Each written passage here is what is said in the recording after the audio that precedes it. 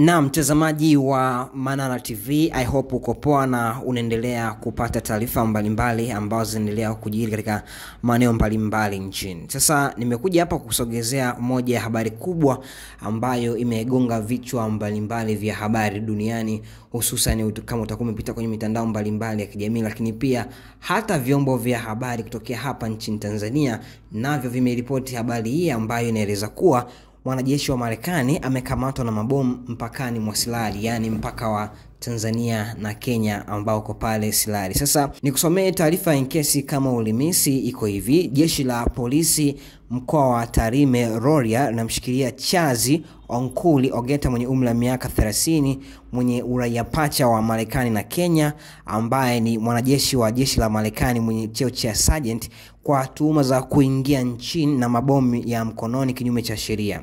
Sasa tukio hilo lilitokea siku ya jana Jumapili, nazungumzia Novemba 16 mwaka 2025 majira ya saa 6 mchana katika eneo la mpaka wa Silari, wakati mtuhumiwa alipokuwa akiingia Tanzania akitokea Kenya kwa gari aina ya Toyota Land Cruiser lenye namba za usajili KDP 502Y. Sasa katika ukaguzi wa mpakani, yani askari walikuta mwanajeshi huyo akiwa na mabomu manne ya mkononi aina ya CS M68 ambayo ni silaha zinazodhibitiwa kisheria na ambazo hata kwa kibali maalum haziruhusiwi kuingiza nchini kwa mujibu wa sheria za umiliki wa silaha Tanzania. Sasa polisi wamesema kuwa uchunguzi unaendelea, ikiwemo kukusanya ushahidi na kumhoji mtuhumiwa kabla na hatua za kisheria zitachukuliwa dhidi yake. Sasa hiyo ni moja ya taarifa ambayo imekuwa ikizua gumzo sana, hususan kwenye mitandao kama ambavyo nilikwambia,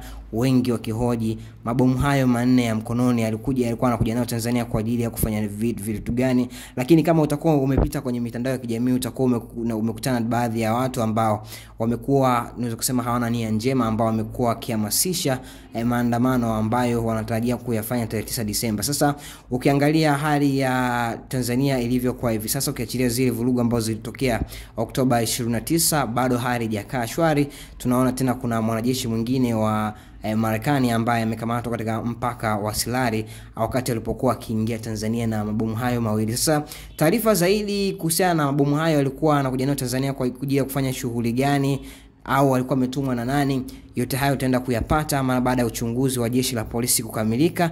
Na Manara TV tutahakikisha kwamba tunakupa zile update ambazo zitakuwa kutokea hapa nchini Tanzania. Jina langu mimi ni Yusuf Joel. Endelea kutufuatilia kunako page zetu za Instagram, Facebook na Twitter.